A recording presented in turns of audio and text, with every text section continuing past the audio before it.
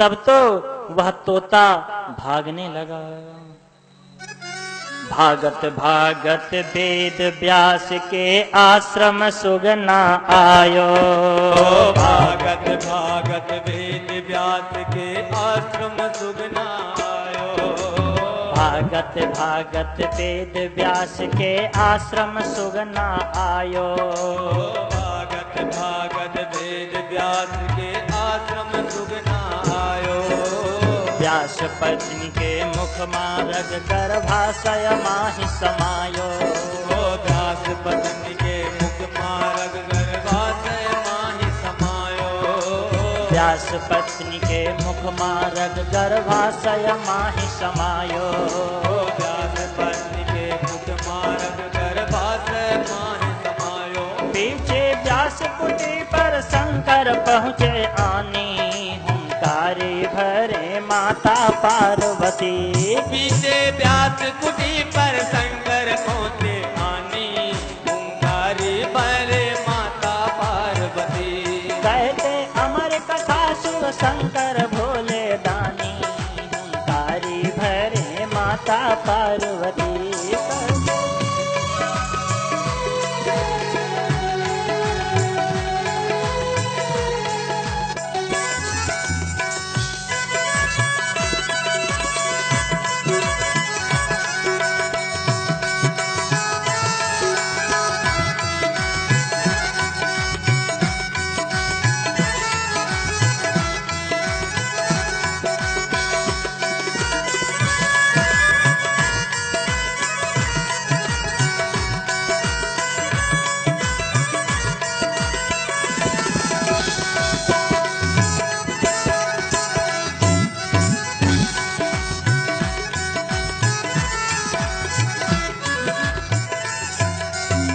शिव दर्शन करि वेद व्यास जी अपनो भाग्य सराहे।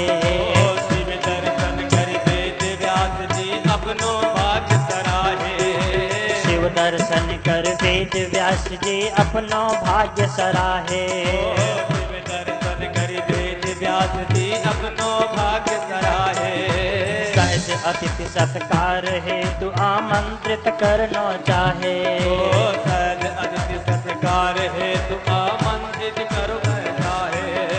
सहज अतिथि सत्कार हेतु आमंत्रित करनो चाहे। सहज अतिथि सत्कार हेतु आमंत्रित करनो चाहे। शिव जी बोले तब कछु बचन रोष जनुसानी। हुंकारी भरे माता पार्वती। शिव जी बोले तब कछु वचन रोष जनुयानी। हुंकारी भरे माता पार्वती। कहते अमर कथा शिव शंकर भोले दानी। हुंकारी भरे माता पार्वती। कहते अमर कथा शिव शंकर भोले दानी। हुंकारी भरे माता पार्वती।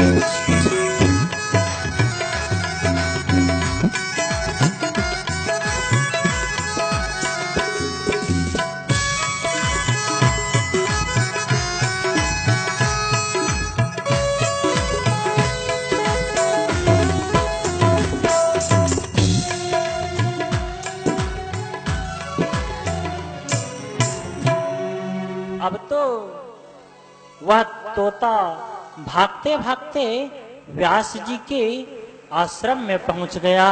वहां व्यास जी की पत्नी बीटिका, भागवत जी के अनुसार बीटिका, महाभारत के अनुसार बित्तिका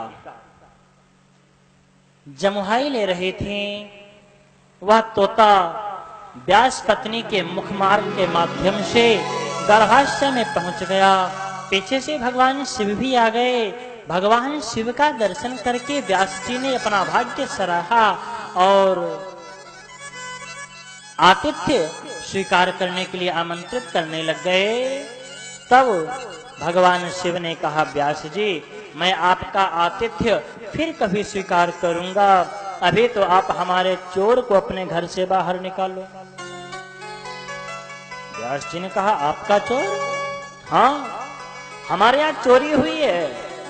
व्यास जी ने कहा, भोलेनाथ भांग कब से नहीं खाई है?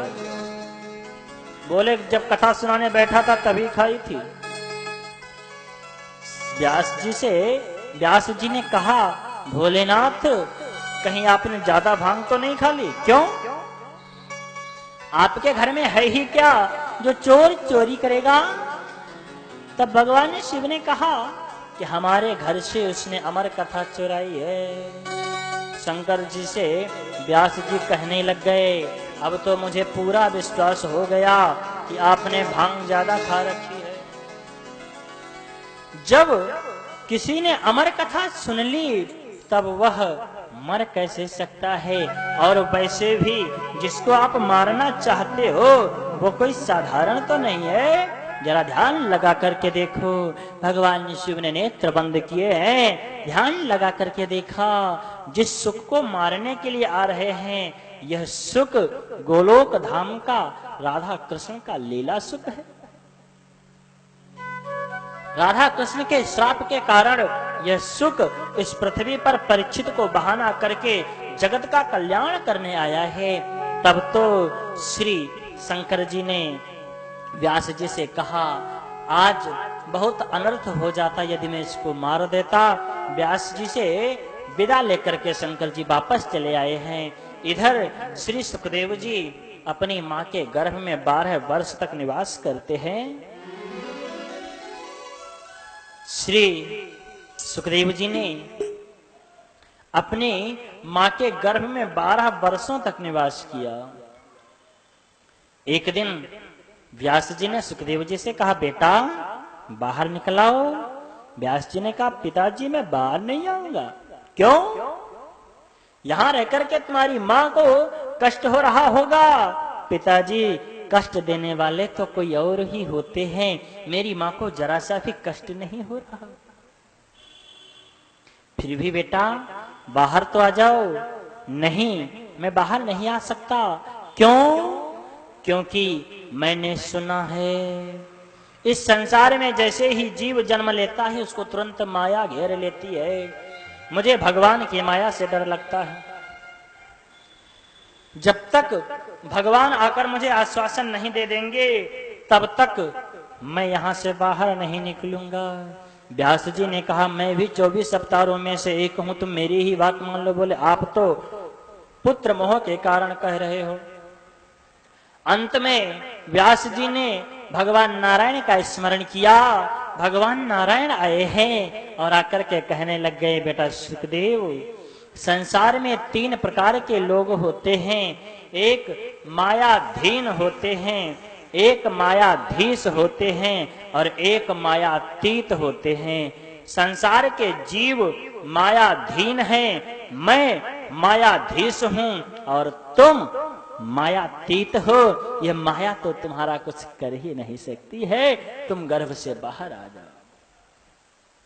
भगवान का आश्वासन पाकर श्री सुखदेव जी गर्भ से बाहर आए हैं और आकर अपनी माया से 4 वर्ष की उम्र बढ़ा ली है।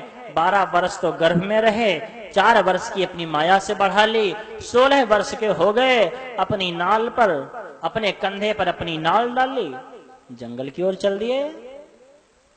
व्यास जी को पुत्र मोह हुआ। पुत्र रुक जाओ, रुक जाओ।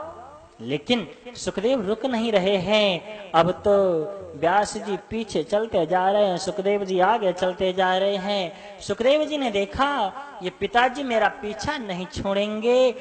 तब सुखदेव जी ने अपनी आत्मा को वृक्षों की आत्मा से जोड़ दिया और वृक्ष कहने लग गए, सुको हम, सुको हम, सुको हम, सुको हम, सुको हम, सुको हम, सुको हम, सुको हम, सुको हम, सुको हम, सुको हम, सुको हम, सुको हम, सुको हम, सुको हम, सुको हम,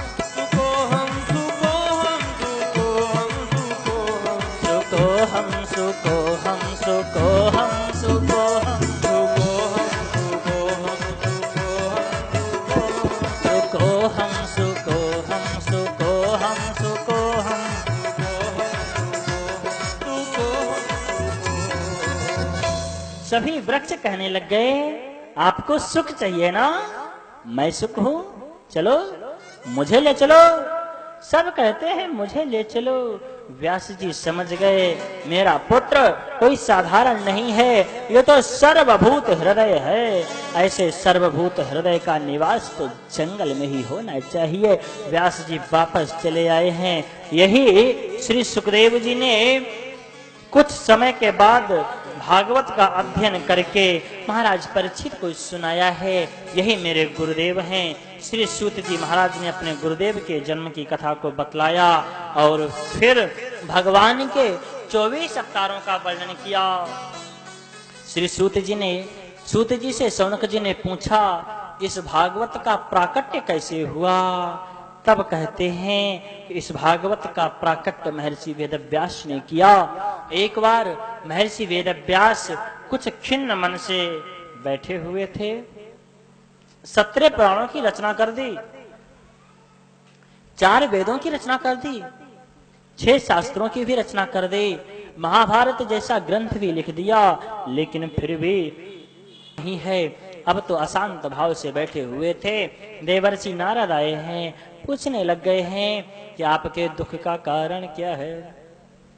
पाराशर्य महाभाग भवतः कच्चिदात्मना परितुष्यति शारीर आत्मा मानस एव वा।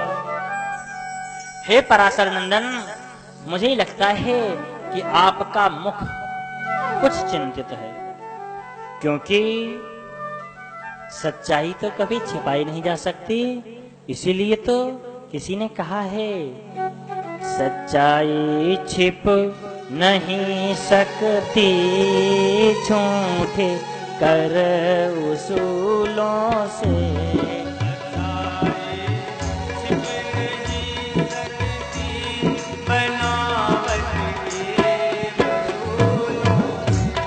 सच्चाई छिप नहीं सकती झूठे कर वसूलों से।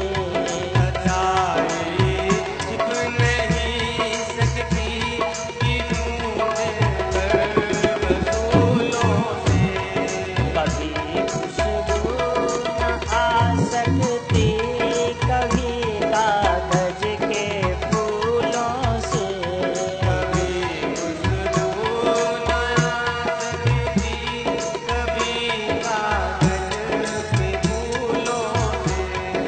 खुशबू आ नहीं सकती कभी कागज के फूलों से।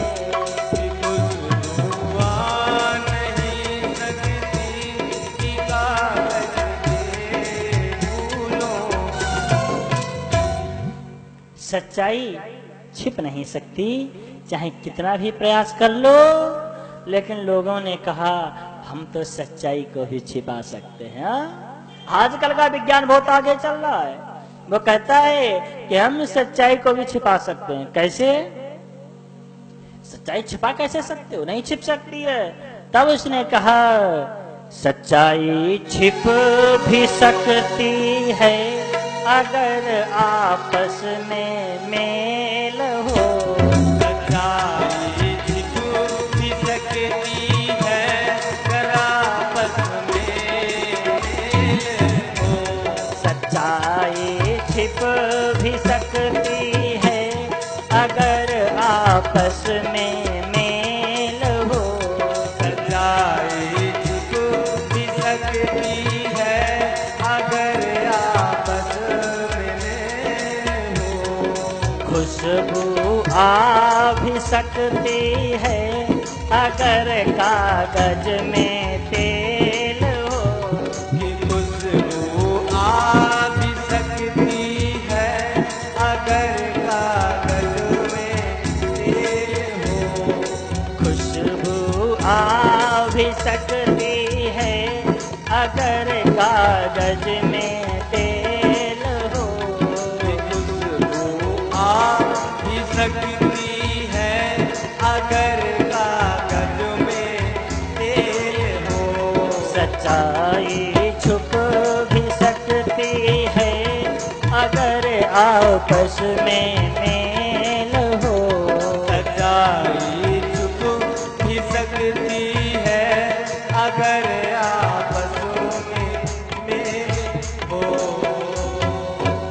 अरे भैया, सच्चाई छिपाई भी जा सकती है। कब? यदि आपस में मेल हुआ। अगर हमारे जीवन में फूट नहीं है तो सच्चाई भी छिप सकती है। कागज के फूलों से खुशबू भी आ सकती है। कब? जब कागज में तेल होगा। आजकल हर एक चीज का लोगों ने तोड़ बना दिया है। कुछ भी हो। व्यास जी से नारद जी ने पूछा, आपका मुख बतला रहा है कि आप उदास हो, उदासी का कारण क्या है?